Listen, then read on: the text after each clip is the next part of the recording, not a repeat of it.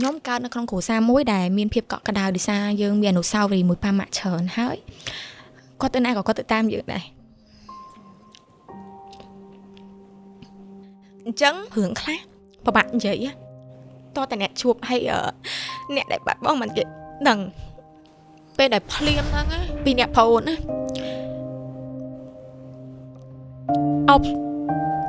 ọc sọc bạn mạng mà nẹt mùi á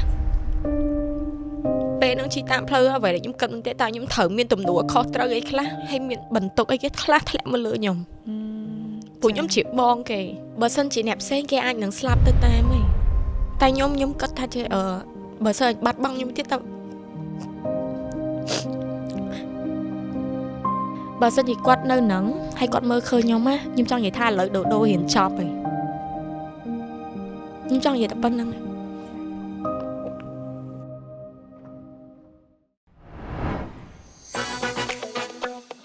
ជំរាបសួរប្រិយមិត្តទស្សនិកជននាងខ្ញុំអេនីនសូមស្វាគមន៍មកកាន់កម្មវិធី Exclusive Podcast ថ្ងៃនេះដែរគឺមានការចូលរួមពីភ្ញៀវកិត្តិយសយើងមួយរូបគឺអ្នកនាងសុវត្ថីធីរិកានៅក្នុងទិវាម៉ាឌីដេគាត់នឹងចូលរួមចែករំលែកទាក់ទងទៅនឹងជីវិតផ្ទាល់ខ្លួនក៏ដូចជាជីវិតក្រោយរៀបអាពាហ៍ពិពាហ៍ផងដែរទស្សនិកជនទាំងអស់គ្នាកុំឲ្យខាតពេលវេលាយូរយើងទៅជួបគាត់ទាំងអស់គ្នាជម្រាបសួរបងជម្រាបសួរបងចាឃើញថាអ្នកម៉ាក់កូនមួយគឺមានភាពស្រស់ស្អាតខ្លាំងមែនតើហើយឥឡូវគឺស្អាតជាងមុនទៀតហ៎បងអរគុណចាមែនតើទៅយើងបន្ទាប់ពីក្រោយសម្រាលក្រៅសម្រាលយើងព្រៀងប្លែកដែរសូម្បីតែខ្លួនខ្ញុំផ្ទាល់ក៏ឃើញខ្លួនឯងព្រៀងប្លែកដែរតែមិនតែគាត់ថាខ្លួនឯងស្អាតទេណាតែដូចមានអារម្មណ៍ថាមានសាច់ជាងមុនអត់ទេបងឃើញបងរក្សាភាពដដែលហើយមានអារម្មណ៍ថារៀងស្អាតភ្លឺថ្លាជាងមុនតែម្ដងចាអរគុណអញ្ចឹងជាដំបូងបងអាចជួយណែនាំខ្លួនតិចបានទេបងដើម្បីឲ្យទស្សនិកជនបានស្គាល់បងកាន់តែច្បាស់ជំរាបសួរទស្សនិកជននិងបងប្អូនទាំងអស់គ្នាចានាងខ្ញុំសវត្ថីធីរិកាគឺជាសិល្បករនីផ្នែកចម្រៀងសម័យចាអាយ៉ាបងប្អូនក៏ជាបានស្គាល់ហើយចាបងខ្ញុំជឿថាប្រិយមិត្តទស្សនិកជនភាគច្រើនរួមទាំងខ្ញុំផងដែរគឺស្គាល់បងក្នុងការប្រកួតកម្មវិធីមួយដ៏ល្បីលំដាប់ពិភពលោកត្រូវឯបងគឺកម្មវិធី KVD Idol ចាអញ្ចឹងអាចរំលឹកទៅកាន់អតីតកាលតិចបានឯបងចង់ដឹងថាមុននឹងបងដាក់ពាក្យប្រកួតនៅក្នុងកម្មវិធីមួយនេះបងមានចូលរួមដាក់ប្រកួតកម្មវិធីអីផ្សេងទៀតអត់ចាមែនតើទៅគឺខ្ញុំចូលប្រឡងក្នុងវិស័យសិល្បៈហ្នឹងគឺតាំងពីខ្ញុំអាយុ10ជាងឆ្នាំអញ្ចឹងបើនិយាយពីការប្រឡងគឺច្រើនហើយសិល្បៈដែលចឹងនិយាយថាការប្រឡងរបស់យើងដែលពីជំនាន់ហ្នឹងទូគ្រប់ស្ថានីយ៍ទូទាំងអស់គឺគេដាក់ពាក្យប្រឡងគ្រប់គ្នា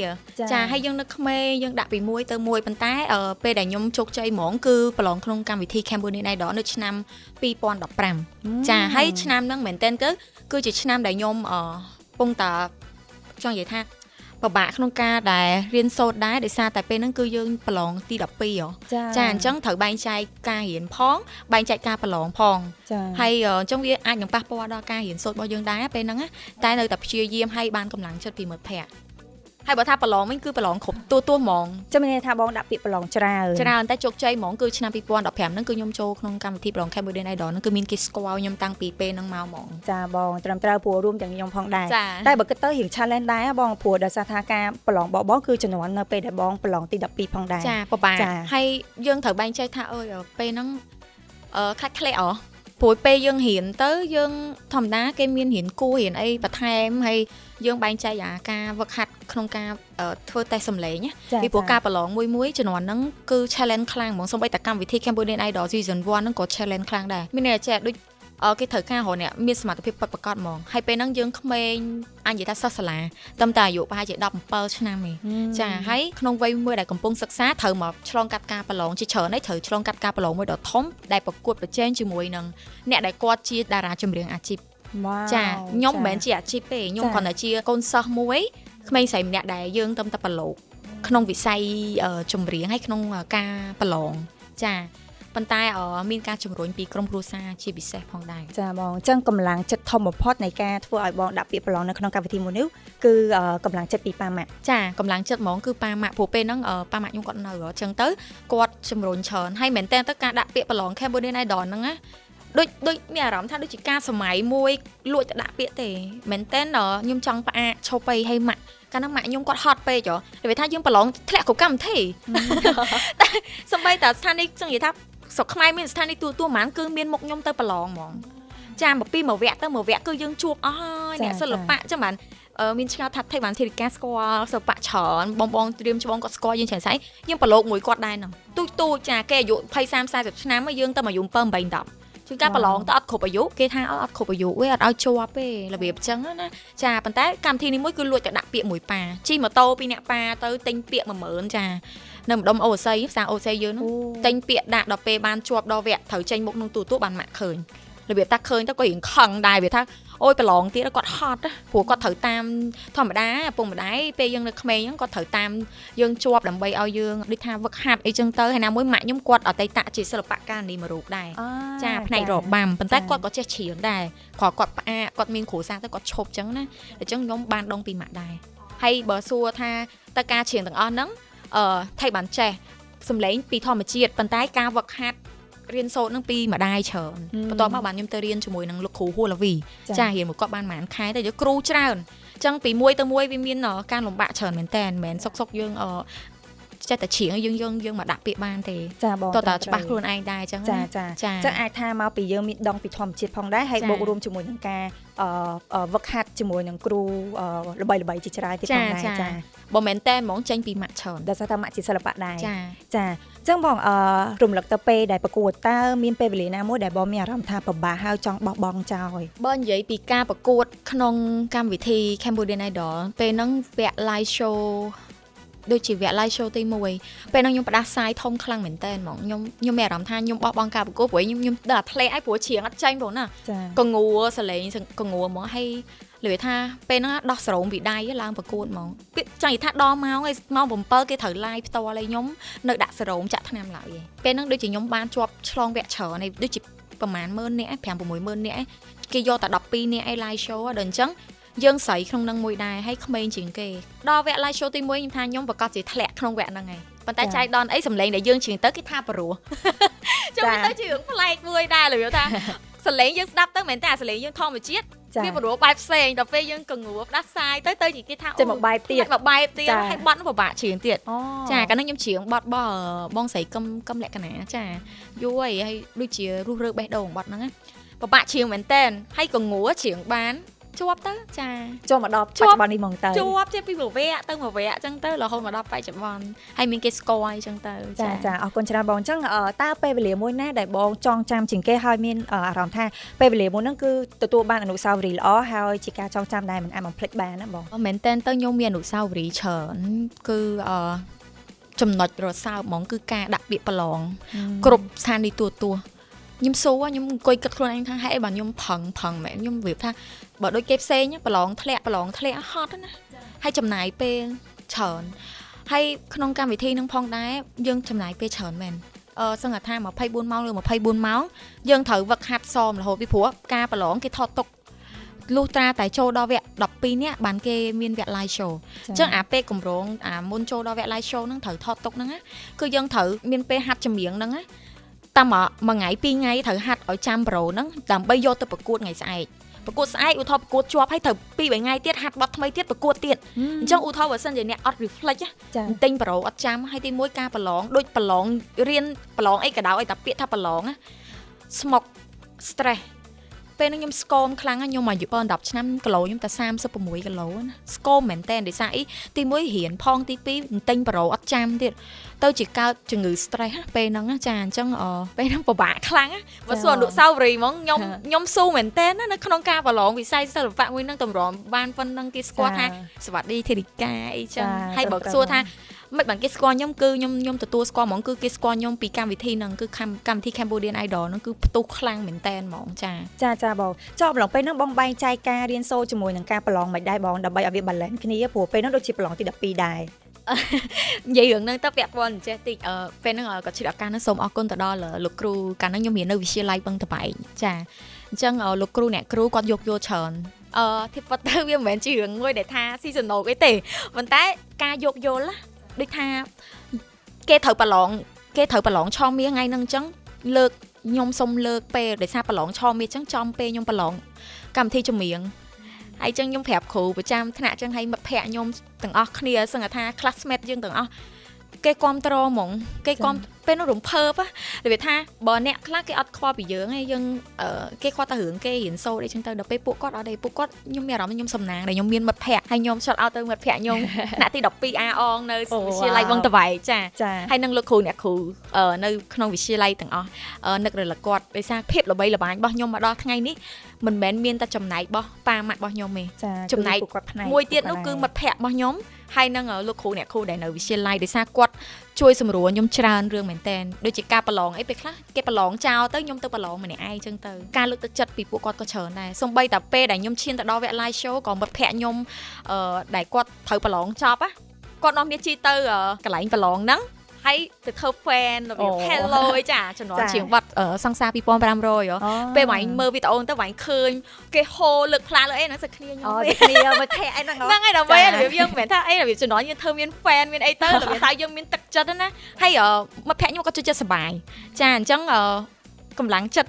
តទី1មានគ្រួសារហើយទី2មានមិត្តភក្តិដែលទៅគ្រប់ត្រហើយហើយមានលោកគ្រូអ្នកគ្រូគាត់អត់ប្រកាន់របៀបថាអត់គាត់រៀនគាត់អីគាត់ទៅប្រឡងអត់ទេពួកគាត់អត់គាត់ចឹងទេពួកគាត់ជំរុញពួកខ្ញុំហ្មងចាជំរុញហើយរបៀបថាពេលប្រឡងចាំមកប្រឡងក្រោយចឹងទៅគាត់អនុញ្ញាតឲ្យយើងប្រឡងក្រោយបានចឹងអរគុណគាត់មែនតើហ្មងចាចាំមានន័យថាជំនាន់ហ្នឹងគឺមានការគ្រប់គ្រងខ្លាំងមែនតើពីគ្រួសារផងហើយពីមិត្តភ័ក្តិពីលោកគ្រូអ្នកគ្រូផងចាអូល្អខ្លាំងមែនតើហ្មងចាំមកគិតដល់ឥឡូវការចូលប្រឡងសិល្បៈហ្នឹងគឺរយៈពេល10ឆ្នាំជាងហើយត្រូវឲ្យបងតាំងពី2015បើសិនជាខ្ញុំគិតហ្មងខ្ញុំចេះច្រៀងតាំងពីអាយុ2ឆ្នាំហើយបើចូលប្រឡងក្នុងកម្មវិធីផ្សេងមុននឹងចូលប្រឡង Cambodian Idol ហ្នឹងខ្ញុំប្រឡងតាំងពីឆ្នាំ2010អញ្ចឹងបើខ្ញុំគិតពីអាយុខ្ញុំអាយុប្រហែលជា13ឆ្នាំអីហ្នឹងតែពេលខ្ញុំចូលប្រកួតកម្មវិធី Cambodian Idol មកដល់ឥឡូវបើយើងគិតវា10ឆ្នាំគត់ចាបើចូលវិស័យសិល្បៈហ្មងចូល5-10ឆ្នាំឯងវ៉ាវ15ឆ្នាំអញ្ចឹងបើគិតទៅអាចមានបទពិសោធន៍រៀងច្រើនដែរគួរសមដែរនេះក៏ច្រើនដែរចាចុះបើសិនបើអូមកថាមានបងប្អូនជំនាន់ក្រោយបងគាត់មានក្តីសម័យចង់ប្រឡូកនៅក្នុងវិស័យសិល្បៈដែរអញ្ចឹងតើបងនឹងផ្ដល់ជាសារលើកទឹកចិត្តអីខ្លះទៅកាន់ពួកគាត់មែនតើទៅចំណុចហ្នឹងចង់និយាយដែរបងចង់ប្រាប់ទៅបងប្អូនដែលគាត់ឆ្លាញ់ក្នុងវិស័យសិល្បៈសម្រាប់បងចូលក្នុងវិស័យនេះមិនមែនថាបងគិតថាថ្ងៃនេះបងនៅក្មេងខ្ចីទេមិនទាន់ជាអីដូចបងរៀនច្បងទេប៉ុន្តែក៏មានបទពិសោធន៍ខ្លះចង់ចែកម្លែកថាបើសិនជាបងប្អូនឆ្លាញ់ក្នុងវិស័យសិល្បៈពិតប្រាកដហើយចង់តេស្តនៅសមត្ថភាពសម្លេងរបស់យើងបងប្អូនគួរតែសាកល្បងកុំមានអារម្មណ៍មួយថាអូយខ្ញុំទៅកម្មវិធីហ្នឹងតិចធ្លាក់អូខ្ញុំទៅចេះខ្ញុំអត់ស្អាតរៀងខ្ញុំអត់ស្អាតបងក៏អត់ស្អាតដែរពេលហ្នឹងបងសឹងថាមុខដូចកែវនឹងមកដូចគេថាក្នុង Facebook ចឹងណាបងជួបរឿងមតិជាច្រើនបងអត់ស្អាតមែនឥឡូវថាឥឡូវអត់ស្អាតទេចង់និយាយថាបើសមរម្យប៉ុន្តែពីមុនបងអាក្រក់ជាងហ្នឹងទៀតវាជួយយើងស្គមយ៉ាងអីអញ្ចឹងយើងមិនបាច់ខ្វល់ពីរូបសម្រស់ឲ្យសំខាន់ប្រឡងចម្រៀងអីមួយចូលកម្មវិធីអីមួយយើងត្រូវជឿជាក់លើខ្លួនឯងដូចខ្ញុំពេលខ្ញុំប្រឡងខ្ញុំជឿជាក់លើខ្លួនឯងបាទខ្ញុំដើរដល់ចំណុចហ្នឹងពាក្យអម៉ាត់ណាគ្មានអ្នកណាស្រឡាញ់យើងជាងខ្លួនឯងទេចាពាក្យហ្នឹងគឺអត់ខុសទេចាខ្ញុំឲ្យអ្នកទាំងអស់គ្នាទៅបើមានពេលអ្នកទាំងអស់គ្នាស្រឡាញ់រាប់អានខ្ញុំណាអ្នកទាំងអស់គ្នាទៅ shout out មើលការងារខ្ញុំកន្លងមកការប្រឡងខ្ញុំស៊ូខ្លាំងអញ្ចឹងខ្ញុំស្រឡាញ់ខ្លួនឯងបាទខ្ញុំឈានដល់ចំណុចហ្នឹងបើមិនខ្ញុំអត់ស្រឡាញ់ខ្លួនឯងអ្នកណាក៏ខ្ញុំអត់ស្ដាប់ដែរចាមានន័យថាគេនិយាយឆ្វេងចេះនិយាយស្ដាប់ចាហើយមួយទៀតយើងកុំព្យាយាមបំបាក់ទឹកចិត្តខ្លួនឯងយើងត្រូវរឹងប៉ឹងឡើងចាយើងគិតថាប៉ុណ្ណឹងយើងពិបាកមានគេពិបាកជាងយើងទៀតអញ្ចឹងអ្វីដែលចង់ផ្ដាំគឺត្រូវជឿជាក់លើខ្លួនឯងត្រូវជឿជាក់លើសមត្ថភាពខ្លួនឯងធ្លាក់ថ្ងៃហ្នឹងស្អែកឡើងក៏យើងអាចជោគជ័យដែរចាខ្ញុំត្រូវបងខ្ញុំធ្លាក់ចម្រៀងខ្ញុំចូលប្រឡងកម្មវិធីផ្សេងខ្ញុំធ្លាក់មិនក្រោម20ដងណាចាកម្មវិធីខ្លះខ្ញុំប្រឡងហើយធ្លាក់ខ្ញុំទៅដាក់ទៀតគេថាអាយុស្ទើរ7 10ឆ្នាំ8ខែខ្វះប្រហែល2ខែ3ខែទៀត8 10មិនគ្រប់អាយុអញ្ចឹងខ្ញុំដាក់ឲ្យហើយខ្ញុំដាក់ពាក្យទុកឲ្យហើយអញ្ចឹងសល់3ខែទៀតខ្ញុំជាប់ហើយធ្វើសលេងខ្ញុំដឹងថាខ្ញុំត្រូវជាប់ហើយអញ្ចឹងខ្ញុំស្ទើរតែអាយុឯងអញ្ចឹងគេថាមានភាពឆ្លាតវៃដែរនៅក្នុងនោះអញ្ចឹងចង់បញ្ជាក់ប្រាប់បងប្អូនថាបើសិនជាបងប្អូនចង់ចូលក្នុងវិស័យសិល្បៈត្រូវត្រៀមខ្លួនឲ្យរួចរាល់ហើយត្រូវចេះបែងចែកពេលវេលាធ្វើម៉េចកុំឲ្យប៉ះពាល់ការសិក្សាយើងបានឯងដូចការខ្ញុំប្រឡងជាប់ទី12តែមិនមែនបាននិទេសអីដូចគេល្អអីទេបានធម្មនិទេសមកជាប់ប៉ុន្តែយ៉ាងហោចណាស់ក៏ខ្ញុំបានខំប្រឹងព្យាយាមដែរខ្ញុំអត់បោះមានន័យចេះក្នុងវិស័យសិល្បៈអ្នកខ្លះក៏អត់យល់ចឹងគាត់អត់មានពេលចឹងគាត់បោះបង់ការសិក្សាតែអានឹងជារឿងខ្លះគាត់ពិបាកមែនចឹងណាតែបើសិនជាខ្ញុំហ្មងខ្ញុំចង់ឲ្យបងប្អូនទាំងអស់គ្នាចង់ធ្វើអ្វីក្រៅកុំបោះបង់ការសិក្សាព្រោះក្នុងវិស័យសិល្បៈក៏ត្រូវមានចំណេះដឹងជាប់ខ្លួនដែរចាបានទៅមួយគេរួច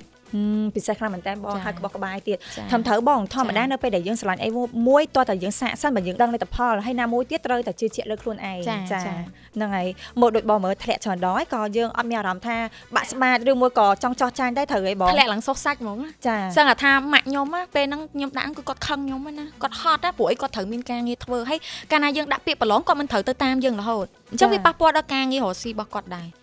ហើយមួយទៀតជំនាន់ហ្នឹងយើងមិនតាន់ធូរធារអីទេយើងមកថាមកសំរុំមកជុំមានបាយ3ពេលញ៉ាំដូចគេអញ្ចឹងទៅប៉ុន្តែវាអាចនឹងរំខានដល់ពួកគាត់ធ្វើការងាររកស៊ីចុះយើងកូនស្រីយើងទៅណាទៅណីយើងត្រូវមានម៉ាក់ប៉ាជូនរហូតអញ្ចឹងពិបាកគាត់ដែរតែជំនះម៉ាក់ខ្ញុំមិនមែន slow ទេណាកាចថាត្រូវជេរត្រូវស្ដីប៉ុន្តែការនិយាយស្ដីរបស់គាត់មកដល់ចំណុចនេះត្រូវទាំងអស់ អញ្ចឹងចង់ត្រឡប់ទៅអតីតកាលកាលពី3ទៅ4ឆ្នាំវិញអាចថាជាពេលវេលាមួយដែលពិបាកខ្លាំងបំផុតហើយក៏ជាពេលវេលាមួយដែលសោកសង្រេនសម្រាប់បងគឺជាការបាត់បង់មនុស្សជាទីស្រឡាញ់គឺលោកអ្នកមានគុណទាំងពីរ ចា៎ អញ្ចឹងចំពោះបងដែលឆ្លងកាត់ការបាត់បង់ដ៏ធំធេងមួយនេះពាក់ព័ន្ធជាមួយនឹងពេលដែលបងរៀបអាពាហ៍ពិពាហ៍ក៏ដូចជាបងសម្រាប់កូនដោយមិនមានវត្តមានលោកទាំងពីរនៅក្បែរអញ្ចឹងណាតើបងជួបការលំបាកអ្វីខ្លះហើយពេលហ្នឹង ដងហាមួយសិន មែនតែនទៅសម្រាប់ខ្ញុំនៅកំឡុងឆ្នាំ2015យើងបានជោគជ័យមួយរឿងពីររឿងការប្រឡងដែលមានគេស្គាល់យើងថាជាអ្នកតារាចម្រៀងវ័យក្មេងល្បីសុសសាយពេញប្រទេសនិងក្រៅប្រទេសហើយមួយទៀតយើងបានប្រឡងជាប់បាក់ឌុបជាអ្វីដែលពួកគាត់ចង់បានព្រោះគ្រួសារខ្ញុំម៉ាក់ប៉ាហ្មងគឺគាត់ស្រឡាញ់អ្នករៀនសូត្រយើងមានអញនិយាយបានថាវងតកោរបស់យើងគឺចង់និយាយថាអ្នករៀនណាមានតែខ្ញុំទេចេះច្រៀងសិល្បៈខុសគេហ្មងចាហើយដល់ពេលកំឡុងឆ្នាំពី2016មកដល់2019ខ្ញុំជោគជ័យលើក្នុងការដែលគេស្គាល់មកកម្រិតទៀតមានន័យថាយើងមានចាញ់ event ចាញ់អីចឹងទៅដល់ពេលកំឡុងឆ្នាំ2019 20យើងជួបវិបត្តិ COVID យើងពិបាកក្នុងសេដ្ឋកិច្ចបន្តិចចាប៉ុន្តែចូលដល់ឆ្នាំ2021រហូតដល់22ខ្ញុំមានរឿងច្រើនមែនតើចង់និយាយថាមិនមែនតែរឿងប៉ាម៉ាក់ឯងខ្ញុំជួបនៅការបោកប្រាស់ទំនុកចិត្តណាពីអ្នកដែលស្គាល់ហើយនឹងមួយទៀតអ្នកដែលគេហៅថាយើងនិយាយទៅយើងចាញ់បោកគេប្រហើយក្នុងការងារអីផ្សេងៗអស់លុយកាក់អីចឹងទៅចាហើយមែនតើរឿងហ្នឹងអត់ត្រូវនិយាយទេប៉ុន្តែគាត់ថាចង់ឲ្យបងប្អូនយល់ដែរថាហេតុអីបានខ្ញុំជួបរឿងបែបហ្នឹងចឹងណាវាជន់គ្នាពេកចាផ្ទួនហ្មងហើយដល់ពេលឆ្នាំ2022ហ្នឹងគឺខ្ញុំជួបនៅការបែកបាក់គ្រួសារប៉ាម៉ាក់ដោយអត់នឹកស្មានដល់ដោយសារតែពេលហ្នឹងយើងទៅធ្វើការទេក្នុង mission មួយដែលយើងចេញទៅតាមខេត្តជាពិសេសនៅក្នុងខេត្តព្រះវិហារស្រុកឆែបហ្នឹងណាតែមែនតើថ្ងៃដែលជួបបញ្ហាហ្នឹងគឺយើងចង់និយាយថាយើងមកវិញហើយយើងចាប់បេសកកម្មមកយើងត្រូវមកវិញហើយយើងជួបហេតុការណ៍ហ្នឹងពេលហ្នឹងពិបាកខ្លាំងហើយបងនិយាយទៅវល់ហ្មងពិបាកហើយមានអារម្មណ៍ថាស្ដាយពេលវេលាដែលចង់និយាយថាដែលយើងកំពុងពេញស្រឡាញ់គ្នាហើយយើងមានចង់និយាយខ្ញុំកើតនៅក្នុងគ្រួសារមួយដែលមានភាពកក់ក្ដៅដោយសារយើងមានអនុស្សាវរីយ៍មួយប៉ាម៉ាក់ច្រើនហើយគាត់ទៅណាក៏គាត់ទៅតាមយើងដែរ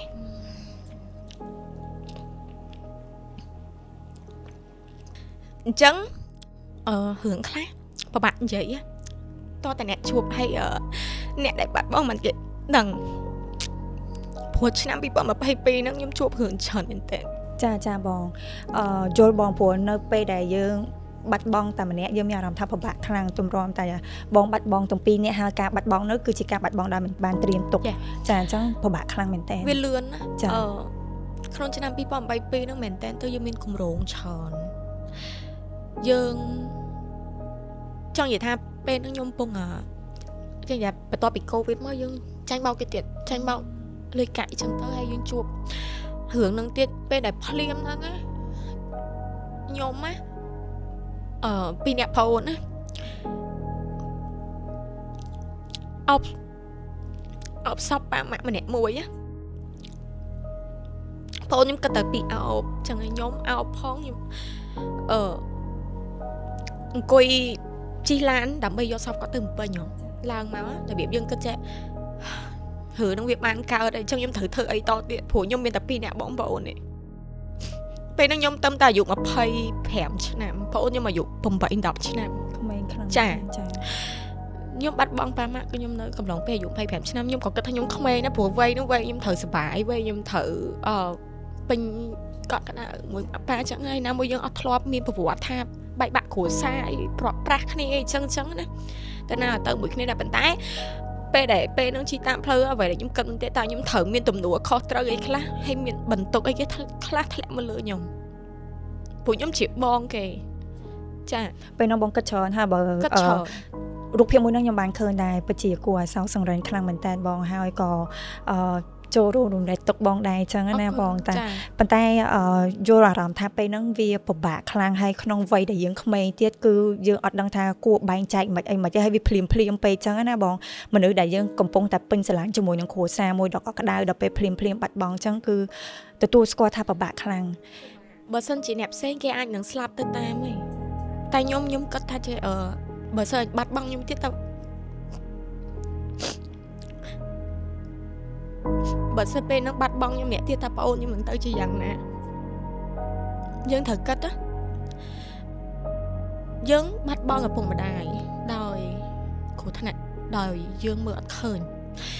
បើសិនជាប្អូនយើងបាត់បង់យើងម្នាក់ទៀតតើប្អូនយើងនឹងយ៉ាងម៉េចដល់គាត់ទៅអាយុ8 10ឆ្នាំគាត់តែគាត់ក្មេងប្រុសប៉ុន្តែសឹងថាគ្នាអត់មានការងារអីគេពងរៀនហ្នឹងចាអញ្ចឹងខ្ញុំត្រូវ strong ខ្ញុំត្រូវជាគំរូមួយឲ្យប្អូនខ្ញុំមើលហើយខ្ញុំត្រូវជាមលុបមួយឲ្យគាត់វាហាក់បីដូចជារឿងខ្លះដូចឲ្យដឹងមិនចឹងព្រោះដោយសារពេលហ្នឹងប៉ាម៉ាក់ខ្ញុំមនុស្សគាត់ចេះណែនាំច្រើនរឿងសូម្បីតែរឿងចំប្អូនចំមានគ្រួសារអ្នកពេលខ្លួនឯងមានគ្រួសារមានប្តីទៅត្រូវចែកខ្លួនឯងមានតែពីរអ្នកបងប្អូនខ្លួនឯងត្រូវចេះស្រឡាញ់គ្នាមិនអីចឹងថ្ងៃក្រោយពេលឯងអត់ពីប៉ាម៉ាក់ទៅឯងត្រូវចេះមើលថែប្អូនបងប្អូនមានតែពីរនាក់ឯងដូចអត់មានអីត្រូវបាក់ចោះឆ្លោះប្រកែកគ្នាក៏នៅតែបងប្អូនរបៀបគាត់ទៅជានិយាយចឹងដល់ចឹងខ្ញុំមានអារម្មណ៍ថាពាក្យដែលគាត់និយាយហ្នឹងគឺធ្វើឲ្យយើងរំលឹកនឹកឃើញពេលហ្នឹងហ្មងចាជំនឿថាពាក្យពេចន៍ទាំងអស់ហ្នឹងគឺគាត់តែរំលឹកបដៅយើងតាំងពីក្មេងមកហ្មងគាត់ម៉ាក់ប៉ាខ្ញុំគឺគាត់និយាយចឹងហ្មងរបៀបចេះតាមពិតពាក្យហ្នឹងបើខ្ញុំគិតណាមិនមែនមានតែប៉ាម៉ាក់ខ្ញុំទេដែលនិយាយប្រហែលជាប៉ាម៉ាក់បងប្អូនទាំងអស់គ្នាក៏គាត់ធ្លាប់នឹងនិយាយដែរថាគេហៅថាសុំទោសអាពាក្យគាត់ចាស់គាត់និយាយថាមានតែពីរអ្នកបងប្អូនថ្ងៃក្រោយទៅពេលអស់ពីអញទៅជំរឿវាធ្វើមិនរបៀបគាត់និយាយចឹងចាអញ្ចឹងមិនមែនម៉ែឪនៅមួយពួកឯងអមតៈមកជីវិតទេឯងត្រូវចេះរឹងមាំខ្លួនឯងអញមិនមែននៅជាមួយមករហូតទេថ្ងៃក្រោយមានប្តីមានប្រពន្ធកូនទៅត្រូវចេះស្រឡាញ់បងប្អូនរបៀបឲ្យចេះរឹងប៉ឹងខ្លួនឯងអានេះជាពាក្យរបស់គាត់ដែលនិយាយហ្មងដល់ចឹងយើងពេលដែលជួបរឿងហ្នឹងពឹបខ្ញុំចាប់ផ្ដើមគិតហ្មងខ្ញុំថាអូដល់ពេលហើយតែរឿងមួយដែលអត់សមហ្មងពេលហ្នឹងខ្ញុំអាចនិយាយថាខ្ញុំបន្ទោសគ្រប់បែបយ៉ាងទាំងអស់ជុំវិញខ្លួនស្អាតថាខ្ញុំមួម៉ៅច្រើនហ្មងរបៀបខ្ញុំថាហេតុអីមកខ្ញុំត្រូវមកជួបរឿងហ្នឹងចឹងចាព្រោះខ្ញុំមិនដែលទៅប៉ះពាល់អ្នកណាផងខ្ញុំប៉ាម៉ាក់ខ្ញុំសិនអ្នកធ្វើបន់ហើយបានត្រូវមកឲ្យគាត់បំបែកបាក់ខ្ញុំត្រូវមកអាយុប៉ុណ្ណឹងចាត្រូវបងពួយពេលហ្នឹងយើងអត់ទាន់ទទួលយកបានចឹងចាវាពិបាកមែនតើហ្មងហើយជាចឹងនិយាយថាតែបន្តិចទៀតឯងយើងត្រូវជោគជ័យទាំងអស់គ្នាហ្មងហ្នឹងហើយវាពិបាកមែនតើតែខ្ញុំអរគុណគ្រួសារខ្ញុំប្តីរបស់ខ្ញុំដែលគាត់នៅក្បែរខ្ញុំរហូតចាហើយមិនមែនតែគាត់ទេសូម្បីតែអ្នករាប់អានខ្ញុំfan ខ្ញុំក៏គាត់លើកទឹកចិត្តខ្ញុំដែរហ្នឹងហើយមានអ្នកជួយជ្រោមជ្រែងច្រើនពេលហ្នឹងអញ្ចឹងខ្ញុំក៏អត់ភ្លេចពួកគាត់ដែរខ្ញុំសូមអរគុណពួកគាត់ពីចម្ងាយនៅជាច្រើនដែលជួយលើកទឹកចិត្តខ្ញុំជាពិសេសបងសិល្បករសិល្បករនីដែលគាត់តែងតែផ្ដល់ជាយោបល់ការលើកទឹកចិត្ត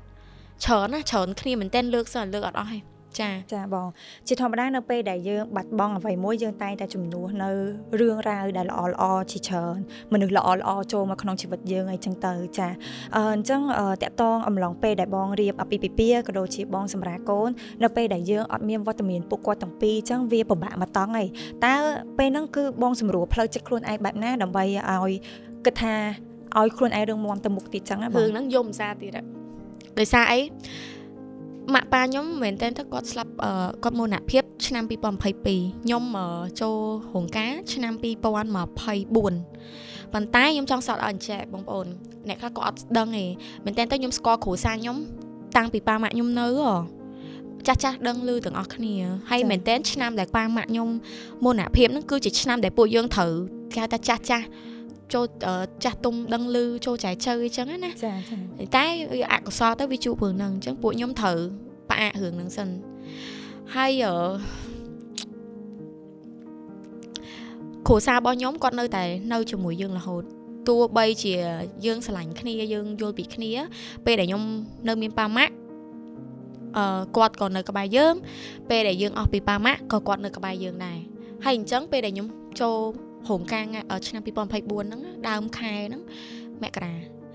ខ្ញុំមានអារម្មណ៍ថាខ្ញុំសោកសង្រេចខ្លួនឯងរំភើបក៏រំភើបបាក់ក៏បាក់ហើយបាក់និយាយអារម្មណ៍ពេកហើយបើគេសួរចេះចិត្តដល់ថ្ងៃកាយសប្បាយចិត្តដល់ខ្ញុំ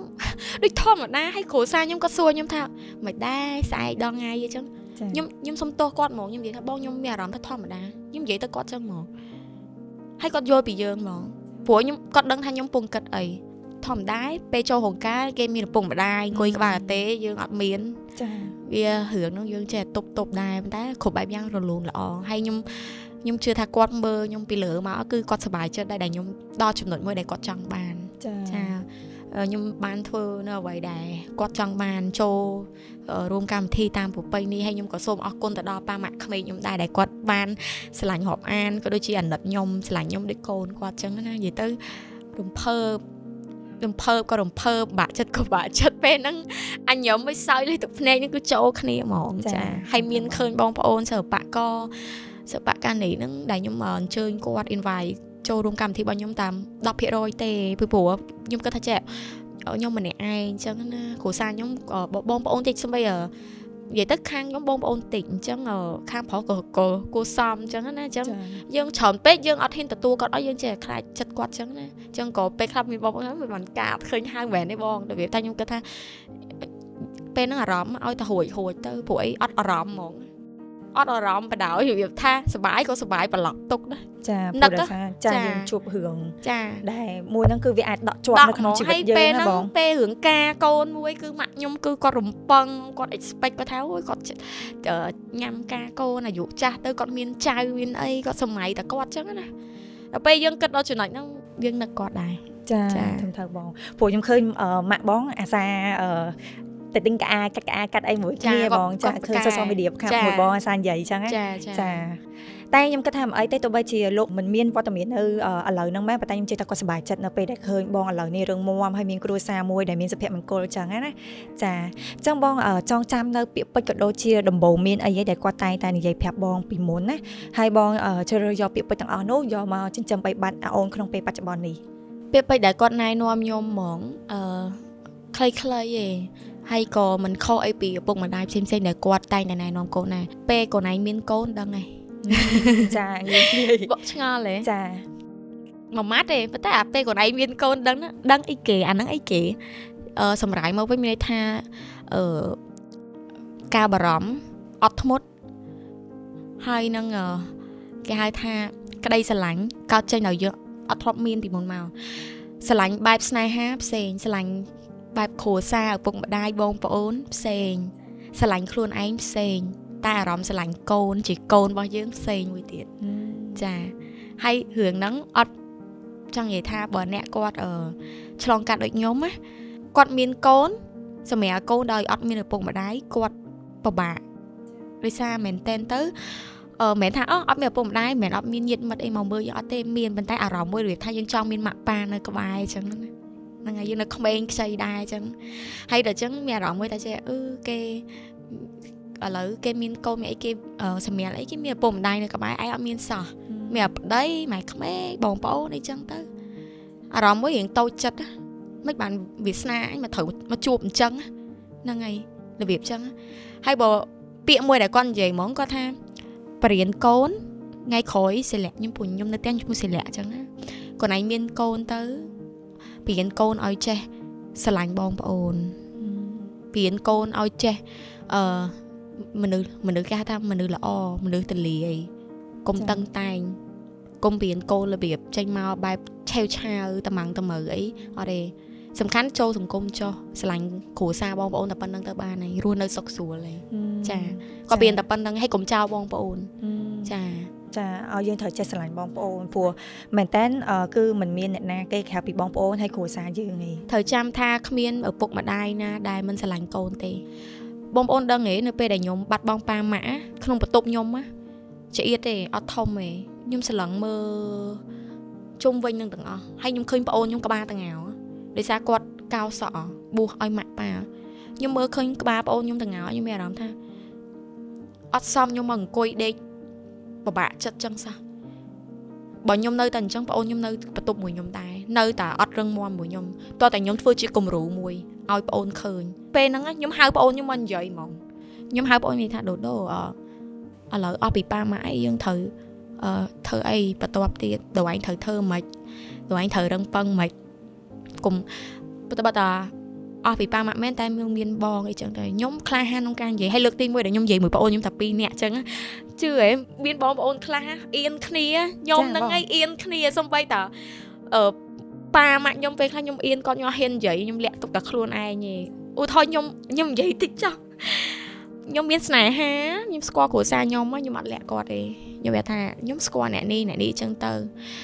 មិនដែរម៉ាក់អាហ្នឹងមិនខ្ញុំយកម៉ាក់ខ្ញុំជាមិត្តភក្តិខ្ញុំយកម៉ាក់ខ្ញុំជាបងស្រីអីចឹងទៅហើយប៉ាខ្ញុំយកអត់ខ្លាចអ្នកខ្លះអៀនប៉ាខ្ញុំអត់ទេម៉ាក់ប៉ាខ្ញុំអត់អៀនខ្ញុំយកអាភាពក្លាហានខ្ញុំនិយាយឧទាហរណ៍ថាឥឡូវបងម្នាក់ហ្នឹងក៏អត់ពេញចិត្តម៉ែឯងប្រាប់មកអត់ពេញចិត្តត្រង់ណាខ្ញុំប្រាប់គេឲ្យកែចារៀបចឹងចាហើយបើថាធ្វើប៉ុណ្ណឹងអត់ត្រូវចិត្តអាហ្នឹងមិនមែនទេម៉ែឯងខូចម៉ែប្រហែលជាអត់ច្រឡំឡើងនេះមួយអីចេះយើងត្រូវចេះក្លាហានហើយយើងត្រូវយល់ប្រាប់បញ្យល់ប្រាប់គាត់ថាម៉ាក់ខ្ញុំចង់ស្រឡាញ់ចេះខ្ញុំស្រឡាញ់បែបនេះម៉ាក់បើខ្ញុំធ្វើចេះត្រូវអត់ប៉ាបើខ្ញុំធ្វើចេះត្រូវអត់បើគាត់អត់ពេញចិត្តយើងរកហេតុផលណាមួយបញ្យល់ប្រាប់គាត់ហើយបើថាថ្ងៃនោះស្មុកខ្លាំងនិយាយគ្នាអត់ត្រូវណាត់គាត់ទៅដើរលេងហាងកាហ្វេប្រឡប់និយាយគ្នាម្ដងទៀត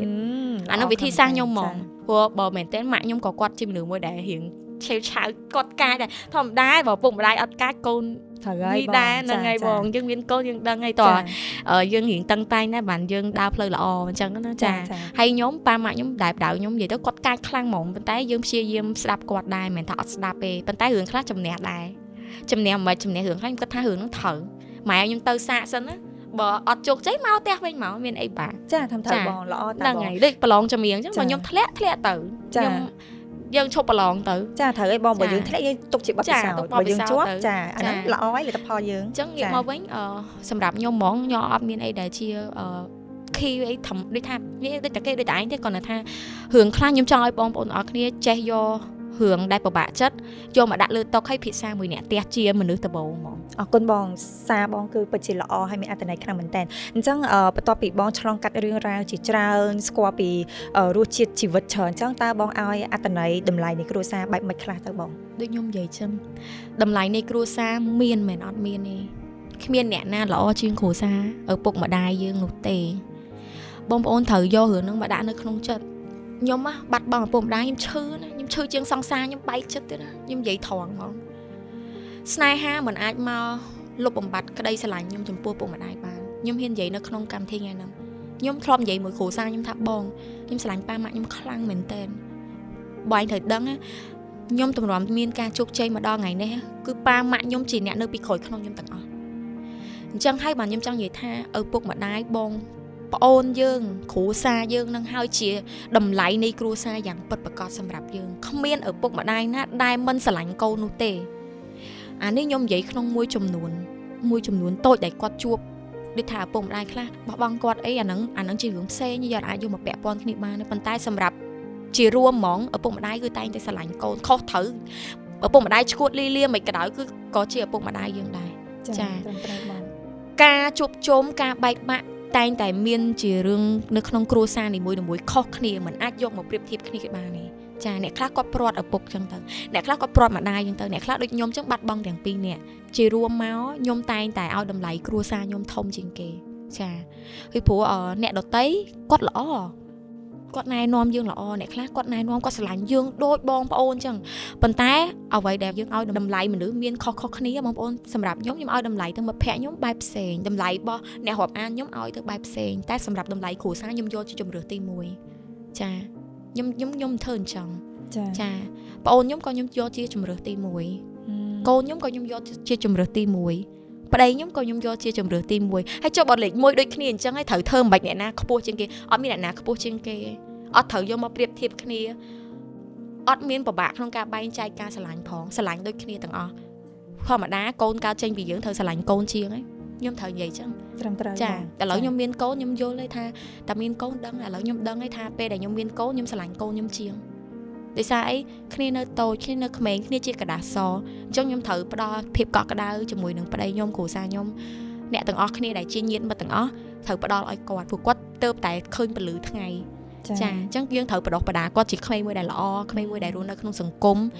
ហើយពេលដែលកូនខ្ញុំធំតិចទៀតខ្ញុំត្រូវណែនាំថាអ្នកម៉ាក់ទម្រាំម្ដងថ្ងៃហ្នឹងម៉ាក់បាមិនអីចេះដូចតាប៉ាម៉ាក់ខ្ញុំបរៀនខ្ញុំអញ្ចឹងទម្រាំគាត់បាន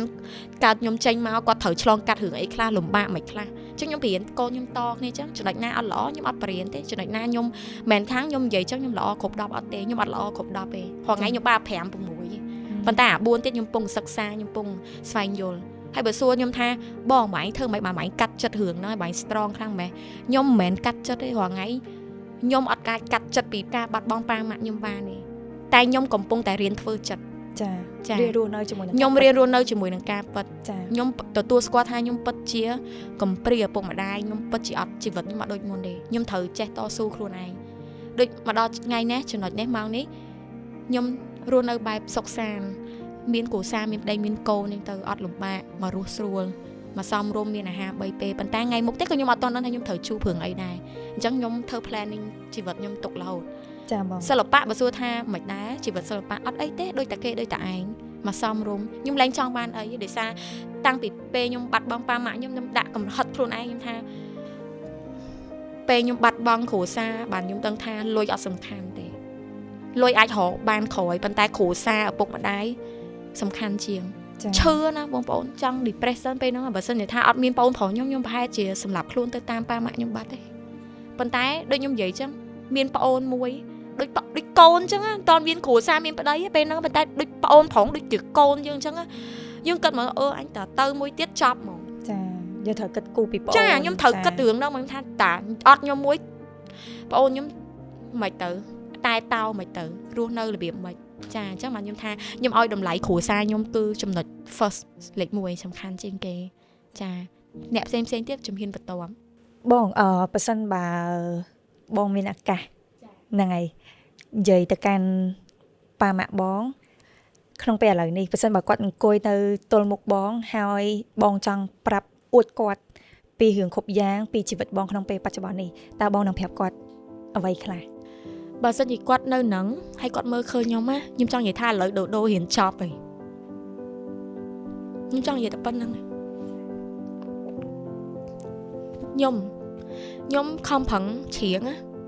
ទាំងថ្ងៃទាំងយប់គឺខ្ញុំគាត់បងប្អូនខ្ញុំឲ្យបានរៀនសូត្រដល់ចប់រហូតដល់ឥឡូវគាត់ចប់ឆ្នាំទី4គាត់ឲ្យខ្ញុំពិបាកមកហើយម៉ាក់ប៉ាខ្ញុំបារម្ភរឿងហ្នឹងចឹងខ្ញុំចង់ប្រាប់ថាឥឡូវដូររៀនចប់ហើយម៉ែឯងបាច់បារម្ភគេចេះបើកឡានគេចេះដឹកខ្ញុំទៅនេះទៅនោះមិនខ្វល់ទេចារស់នៅស្រួលលុយច្រើនជាងខ្ញុំផងស្រួលចេះសំលុយច្រើនជាងខ្ញុំចាំខ្ញុំថាបាច់បារម្ភរឿងហ្នឹងខ្ញុំអាច control គាត់បានហើយគាត់ឥឡូវគាត់ធំគាត់មិនធម្មតាចេះមើលខ្លួនឯងឥឡូវមើលក្មួយទៀតចង់និយាយថាម៉ែឯងធ្លាប់និយាយដូររៀងប្រហែលដូចថាខ្លាចទុនជ្រាយអត់ទេគេឥឡូវគេធំហើយរៀនឆ្លាតទៀតខ្ញុំជឿថាគាត់ប្រហែលជាពងញញឹមហ្នឹងហើយញញឹមទៅកាន់បងហើយនិយាយថាមោទនភាព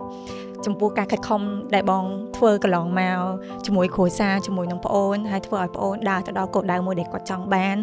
បង្កើតគ្រួសារមួយដែលមានសុភមង្គលខ្ញុំជឿថាគាត់សប្បាយចិត្តខ្លាំងមែនតើអាចនឹងញញឹមតាក់បងអាចនឹងកំពុងតែអោបបងក៏ថាដែរពិតជាមោទនភាពមែនតើបងហើយក៏ចង់ផ្ដាំទៅប្អូនប្រុសដែរបើសិនខ្ញុំបានឃើញវីដេអូនេះតាមពិតនិយាយគ្នាហើយប៉ុន្តែចង់និយាយរំលឹកម្ដងទៀតគ្រប់បែបយ៉ាងវាជាព្រំលិខិតកុំតូចចិត្តនឹងវាសនាកុំតវ៉ានឹងព្រំលិខិតពាក្យហ្នឹងអត់ខុសទេប៉ុន្តែត្រូវចេះតវ៉ានឹងព្រំលិខិតតវ៉ារបៀបម៉េចត្រូវជំនះខ្លួនឯងត្រូវចាំថាថ្ងៃក្រោយទៅត្រូវចេះរឹងមាំត្រូវចេះអត់ធ្មត់ជាងនឹងយើងជាកូនប្រុសយើងជាមេគ្រួសារចាអញ្ចឹងមែនតើរាល់ថ្ងៃខ្ញុំពងតែបរៀនគាត់បែបហ្នឹងព្រោះខ្ញុំមានគ្រួសារហើយតែខ្ញុំមិនមែនបោះបង់គាត់ទេអញ្ចឹងកុំឲ្យមានចិត្តមួយថាចេះអូយតិចថ្ងៃក្រោយទៅបងអីណាអត់ទេនិយាយគ្នាហើយអញ្ចឹងចង់ផ្ដាំទៅប្អូនថារាល់ថ្ងៃបងសប្បាយចិត្តដែរដូរឯងគឺ ធ្វើជាប្អូនល្អ ជាប្អូនល្អដើរដោយកន្លងធွာអត់ឲ្យបងពិបាកអរគុណខ្លាំងមែនតើហ្មងចាហើយក៏ជូនពរដែរថាចង់ធ្វើអីរស់រៀនមកចង់រកការងារអីចង់ធ្វើអីខ្ញុំអត់ដែរបង្ខំបងអូនទេគាត់ចង់រៀនអីគាត់ចង់ធ្វើអីខ្ញុំ support តាមបងអូនខ្ញុំល្អថងមួយពេលគាត់ចង់ធ្វើអីគាត់មកប្រាប់ខ្ញុំបងអ្នកខ្ញុំចង់រៀន graphic design រៀនបានអត់រៀនទៅរកសាលារៀនខ្លួនឯងអត់រកឲ្យទេពួកពេលខ្លះរកទៅអត់ពេញចិត្តអញ្ចឹងត្រូវចេះរកខ្លួនឯងដោះស្រាយខ្លួនឯងខ្ញុំគ្រាន់តែផ្គត់ផ្គង់ពីក្រោយបានល្អខ្លាំងមែនតើបងហើយដូក៏គាត់សប្បាយចិត្តដែរដែលមានបងស្រីដែលល្អរឹងមាំហើយក៏ជាមលុបសម្រាប់គាត់ដែរអញ្ចឹងមិនរឹងមាំហ្មងទេចូលបន្ទប់ទៅដេកយំដូចតែគ្នាប៉ុន្តែគាត់ថាចិត្តបើខ្ញុំចង់និយាយចេះមនុស្សណាដែលចង់និយាយថាបងក៏រឹងមាំដែរពេលខ្លះប៉ុន្តែបងពេលណាបងបាក់ចិត្តបងអង្គុយយំម្នាក់ឯងរឿងហ្នឹងបងវាអាចមានពេលវេលាណាមួយដែលយើងទន់ខ្សោយដែរមនុស្សមិនដុំថ្មចាពេលខ្លះខ្ញុំត្រូវយំពេលខ្លះខ្ញុំត្រូវតូចចិត្តខ្ញុំតូចចិត្តចឹងទៅចាពេលណាខ្ញុំខឹងប្រាប់ខ្ញុំខឹងខ្ញុំមនុស្សខ្ញុំមកត្រង់ចាហើយចឹងមកខ្ញុំចង់និយាយថាខ្ញុំឆ្លងកាត់រឿងច្រើនខ្ញុំអត់ចង់ជួបរឿងចឹងទៀតទេប៉ុន្តែបើសិនជាខ្ញុំនិយាយចឹងជីវិតយើងមិនអមតៈទេមានជួបមានបែកចាអញ្ចឹងត្រៀមចិត្តចាតាមថាបងហើយក៏យើងអាចមើលឃើញជីវិតនៅផ្លូវខាងមុខទៀតដែរអញ្ចឹងមានតែទទួលយកហើយទទួលស្គាល់ហើយយើងរៀនដោះស្រាយវាតាមនឹងចឹងដូចខ្ញុំចឹងរយៈពេលតែ5នាទីខ្ញុំត្រូវបាត់បង់ប៉ាម៉ាក់លឿនមែនតើ5នាទីខ្ញុំងាកទៅបន្តិចចុះខ្ញុំពងគេងក្នុងឡានណាខ្ញុំងើបពីគេងមកឡានកលាប់យកហ្មងចាអញ្ចឹងមកខ្ញុំនិយាយថាលឿនពេលវេលាឃើញទេដើរលឿនឥឡូវលេង74ឆ្នាំហីដែលគាត់បាយពីខ្ញុំអត់ដែរបាយឪពុកម្ដាយខ្ញុំយូរចឹងហីចាអញ្ចឹងមកខ្ញុំនិយាយថាខ្ញុំចង់លើកទឹកចិត្តបងបងដែលគាត់បាត់បង់ឪពុកម្ដាយគ្រួសារបងកុំបាក់ទឹកចិត្តបងត្រូវចេះបងត្រូវគិតចេះអានេះខ្ញុំយកធម៌ព្រះមកនិយាយណាហើយដែលខ្ញុំរឹងមាំរាល់ថ្ងៃក៏ខ្ញុំស្ដាប់ធម៌ដែរបានខ្ញុំរឹងពឹងផ្លូវចិត្តបានបងប្អូនត្រូវគិតថាអាយុគាត់ត្រូវអស់ប៉ុណ្ណឹងបងគាត់ធ្វើមួយយើងបានប៉ុណ្ណឹងគាត់ទៅបានចាប់ចិត្តល្អ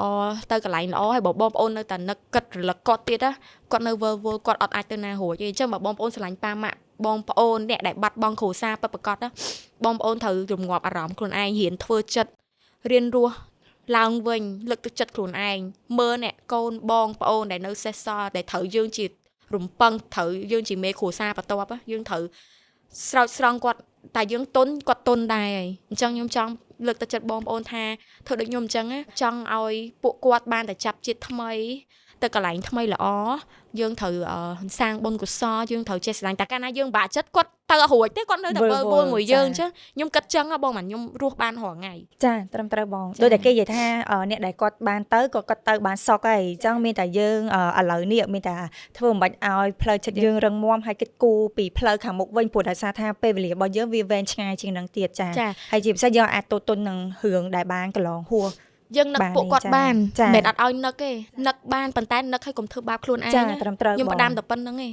ខ្ញុំធ្លាប់ធ្វើបាបខ្លួនឯងរយៈពេល6-7ខែខ្ញុំសឹងថាដេកចាយលុយអស់លេងហ្មងឬថាទុកសិចហ្មងដល់អញ្ចឹងស្មុកធ្វើអីក៏អត់កើតណានិយាយអីក៏អត់ចូលដែរគេនិយាយឆ្វេងចេញស្ដាំហីតែអញ្ចឹងខ្ញុំអង្គុយគិតឡើងថាអូអត់កើតបើខ្ញុំនៅតែប៉ុណ្្នឹងជីវិតខ្ញុំអត់ទៅមុខទេមិនស្រួលខ្ញុំអត់មានឱកាសមកបាននិយាយមួយបងអញ្ចឹងទេហើយខ្ញុំក៏មិនបានមានកូនមានប្តីអីចឹងដែរដោយសារខ្ញុំរំពឹងខ្លួនឯងខ្ញុំស្រឡាញ់ខ្លួនឯងខ្ញុំស្រឡាញ់ខ្លួនឯងចាទោះបីខ្ញុំមានប្តីមានកូនក៏ខ្ញុំនៅតែស្រឡាញ់ខ្លួនឯងនិយាយទៅស្រឡាញ់ខ្លួនឯងជំរឿនទី1ចាតម្លៃគ្រួសារក៏ជាជំរឿនទី1ដែរចាបងអរគុណច្រើនមែនតើចាហើយមុនហ្នឹងក៏យើងបានរៀបរាប់និយាយគ្នាច្រើនដែរតាក់ទងពីជីវិតបទពិសោធន៍ការតស៊ូភាពជូរចត់អីជាច្រើនអញ្ចឹងចូលមកដល់សំណួរនេះគឺចង់ដឹងតាក់ទងជាមួយនឹងប្រវត្តិស្នេហាបងវិញចង់ដឹងថាតើបងមានប្រវត្តិស្នេហាបែបណាជាមួយនឹងបងប្រុសមុននឹងឈានចូលការរៀបអាពាហ៍ពិពាហ៍អញ្ចឹងណាបងតាមពិតទៅយើងស្គាល់គ្នាជារឿងចៃដន្យទេនៅក្នុងកម្មវិធីមួយក្នុងកម្មវិធីហ្នឹងគឺដោយសារតែមែនតើទៅសិតតែដូចថាជាប់សាច់ឈាមគ្នាដែរអញ្ចឹងណាដល់ទៅគាត់មកលេងដែរដល់គាត់មកលេងទៅយើងជួបគ្នាហើយពេលហ្នឹងប៉ាម៉ាក់ខ្ញុំនៅនឹងដែរចាអញ្ចឹងជួបគ្នាចៃដន្យហើយគាត់អត់ស្គាល់ខ្ញុំថាជាតារាអីណាអ្នកចម្រៀងអីអត់ទេអត់ស្គាល់បដ ாய் គាត់ដែរមើលទូអត់សូវស្គាល់សិល្បៈខ្មែរហ្មងអូអញ្ចឹងស្គាល់តែសេរីចាស់ចា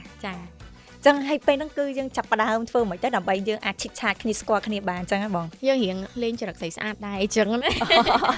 មែនតើទៅរបៀបថាអត់ស្គាល់យើងជាណាគេមកហ៊ានមករបៀបសុំ Facebook សុំអីហើយរបៀបថាពេលហ្នឹងយើងឲ្យ Facebook គាត់ទៅប៉ុន្តែក្នុងន័យថា fan ព្រោះឧទាហរណ៍តែចេះបើយើងអត់ឲ្យគេថាយើងរឹក មែនទេចឹងគាត់ឲ្យ Facebook គេហ្នឹងមានអីហ្នឹងហើយយើងឆាតអាហ្នឹងលើយើងតាតែពេលឆាតចុះឆាតឡើងជាប់បដ ாய் តែពេលនោះក៏សុំ Facebook បងហ្មង សុំ ជួបគ្នាដំបូងហ្មងបង អត់ទេជួបថ្ងៃដំបូងសុំ Facebook ហើយសុំខ្លាំងហ្មងហ្នឹងសុំរំស្លូ really មកជួបគ្នាដំបូងហ្នឹង សុំរំស្លូហ្មងរបៀបថាគាត់ធ្លាប់ទៅសិក្សានៅស្រុកគេដល់ពេលចឹងទៅរបៀបគាត់រៀងដូចថាអត់នៅត្រង់ណាយកគាត់សុំប៉ាម៉ាក់យើងនៅមុខហ្នឹងសុំរំអញ្ចឹងហើយរបៀបថាពេលហ្នឹងយើងរំមួយបងប្អូនអីជុំគ្នាអញ្ចឹងអត់ប្រកាន់អីទេរំទៅហ្នឹងហើយគាត់ថាខ្ញុំលើកទី1មិនដែររំស្លូមួយអ្នកណាដូច្នេះខ្ញុំមានអារម្មណ៍ដល់សូវស្រួលដែរ ចុះពេលហ្នឹងប៉ាម៉ាក់គាត់ថាមិនដែរ ចារបៀបថាពេលហ្នឹងសិតតែចាស់ទុំ ចា ហើយរបៀបថាគាត់អត់មានទៅថាគាត់ថារឿងអីផ្សេងទេការរាប់អានគ្នាប៉ុន្តែក៏គាត់មានបំណងមួយរបៀបដូចថាចង់ឲ្យយើងជំរុញឲ្យយើងស្គាល់គ្នាដែរចាព្រោះនៅក្នុងកម្មវិធីនេះជាកម្មវិធីគ្រួសារចាប៉ុន្តែមែនតើទៅវាអាចនិយាយបានថាដូចនិស័យមនុស្សអត់ដែរស្គាល់គ្នាសោះហ្មងចាហើយគាត់ក៏អត់ស្គាល់យើងជាណាគេទៀតតែពេលថ្ងៃមួយយើងជួបគ្នាចាយដននៅហ្នឹងទៅយើងចេះមានតំណែងតំណងគ្នាតាមរយៈ text ចឹងទៅចាយូរដែរទំនងបានបងណា text និយាយទៅត្រូវគ្នាចាពីព្រោះយើងមានឆាតច្រើនណាការងារផងអីផងចាតាមត្រូវបងហើយពូមីងគាត់ពេញចិត្តដែរ នេះអីគាត់មិនទៅប្រកាន់ទេមែនតើយើងជាមនុស្សស្រីយើងមានឱកាសច្រើនក្នុងការដែលមានគេតាក់ទងមកប៉ុន្តែគាត់ថាពេលហ្នឹងយើងមិនមែនទៅរវល់រឿងហ្នឹងឯងបង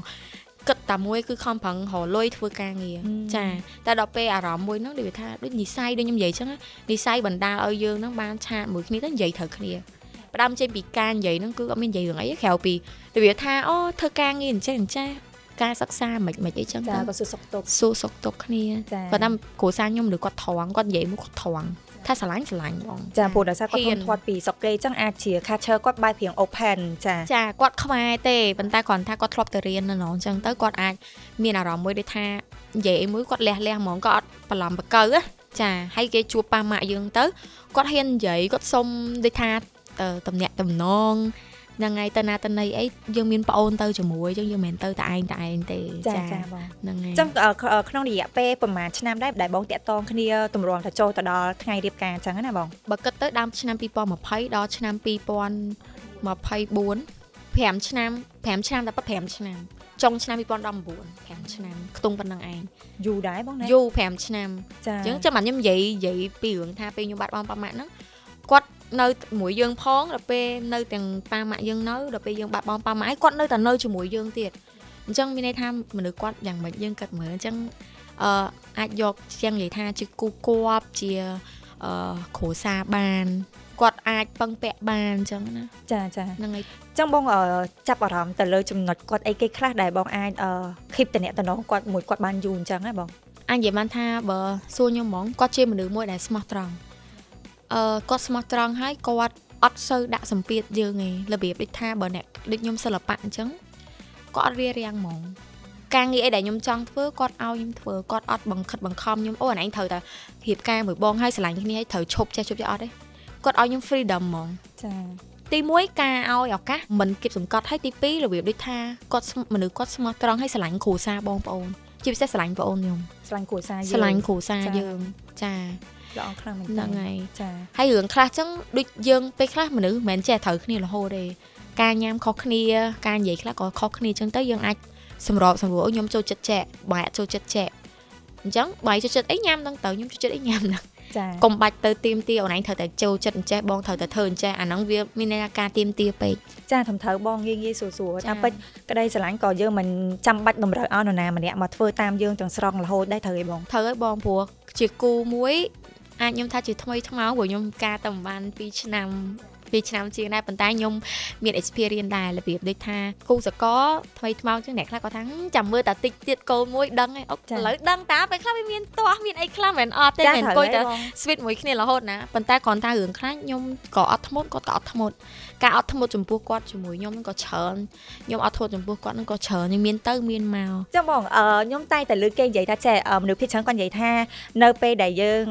មានគ្រួសារហើយឬមួយក៏នៅពេលដែលយើងមានកូនទៀត បងចឹងការរស់នៅឬមកក៏ផ្នែកគំនិតយើងនឹងផ្លាស់ប្ដូរហ្មងចឹងសម្រាប់បងដែរសង្កេតមើលខ្លួនឯងថានៅពេលដែលឥឡូវនេះបងមានគ្រួសារហើយមានអូនទៀតតើអ្វីជាការផ្លាស់ប្ដូរទាំងផ្នែកគំនិតនិងការរស់នៅហ៎បងជាឱកាសមួយអរគុណដែលផ្ដល់នៅសំណួរហ្នឹងដល់ខ្ញុំដោយសារកន្លងមកមានអ្នកយល់ច្រឡំថាខ្ញុំលេងច្រើនខ្ញុំអត់ចាស់ទុំតែប៉ិតគិតខុសខ្ញុំចាស់ទុំតាំងពីអាយុខ្ញុំចេះគិតហ្មងពេលខ្ញុំចូលប្រឡងកម្មវិធី Cambodian Idol តាំងពីក្មេងហ្មងបងតាំងពីក្មេងខ្ញុំចេះគិតមុនគេខ្ញុំមានគោលដៅហ្មងមានន័យថាចេះអានេះខ្ញុំនិយាយសម្រាប់ខ្ញុំឯណា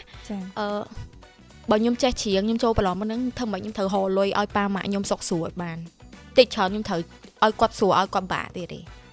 អាហ្នឹងមួយអាហ្នឹងខ្ញុំមានផ្នត់កំណត់មួយខ្ញុំចង់ដាក់គោលដៅខ្លួនឯងមួយបាត់ចាស់ទុំមួយបន្តិចដល់ណាដល់ពេលជួបរឿងចាញ់បោកលុយអស់កាក់ចាស់ទុំមួយរឿងទៀតអញលើកក្រោយកុំជឿលងពាក្យគេឲ្យចេះស្ដាប់ចាស់ចេះស្ដាប់ទុំណាគាត់និយាយអីស្ដាប់ទៅហើយយើងគិតមើលខ្លួនឯងដោយសារយើងលោភពេកបានអញ្ចឹងអាហ្នឹងចាស់ទុំមួយរឿងទៀតណាដល់ចាស់ទុំមួយរឿងទៀតមានបញ្ហាប៉ាម៉ាក់អាហ្នឹងគឺតាំងពីឆ្នាំ2022ហ្នឹងមកគឺមានន័យថាគ្រប់បែបយ៉ាងខ្ញុំផ្លាស់ប្ដូរទាំងអស់តាំងពីថ្ងៃហ្នឹងមកហ្មងមិនមែនធំតែខ្ញុំមានគ្រូសានេះទេខ្ញុំចាស់ទុំហ្មងជាងមុនយល់ដឹងជាងមុនផ្នត់កំណត់ខ្ញុំប្រែប្រួលសឹងតែ360ដឺក្រេគឺពេលខ្ញុំបាត់បង់ប៉ាម៉ាក់មានន័យថាខ្ញុំគឺជាមេគ្រូសាមួយខ្ញុំទទួលបន្ទុកច្រើនមែនតើដែលខ្ញុំត្រូវទទួលបន្ទុកជំនួសគាត់ជាពិសេសគឺការមើលថែប្អូនខ្ញុំព្រោះប្អូនខ្ញុំរៀនអត់ទាន់ចប់ទេអញ្ចឹងខ្ញុំមានអារម្មណ៍ថាអូយខ្ញុំត្រូវអង្គុយគិតខ្លួនឯងមិនណែនាំមុននឹងណែនាំប្អូនត្រូវណែនាំខ្លួនឯងមិនបើខ្លួនឯងអត់ទាន់ចេះណែនាំខ្លួនឯងអត់ទាន់ចេះរឹងប៉ឹងខ្លួនឯងនៅឆេវឆាវខ្លួនឯងនៅអាឡែអាឡក់ខ្លួនឯងនៅមិនទាន់ម្ចាស់ការខ្លួនឯងផងនៅរបៀបលេងសើចហើយទៅណែនាំគេឲ្យស្ដាប់យើងមិនបើយើងមិនទាន់ចាស់ទុំខ្លួនឯងផងចាហ្មងមែនទេអញ្ចឹងបាទខ្ញុំអង្គុយគិតឡើងវិញថាខ្ញុំបដូរផ្លាស់ផ្នត់កំណត់ទី1នោះគឺការអត់ធ្មត់ខ្ញុំដាក់នៅមុខហ្មងប្អូនអញអត់ធ្មត់ប្អូនអញរបៀបពាក្យហ្នឹងចាទី2ការនិយាយស្ដីរបស់ខ្ញុំគិតមុននិយាយ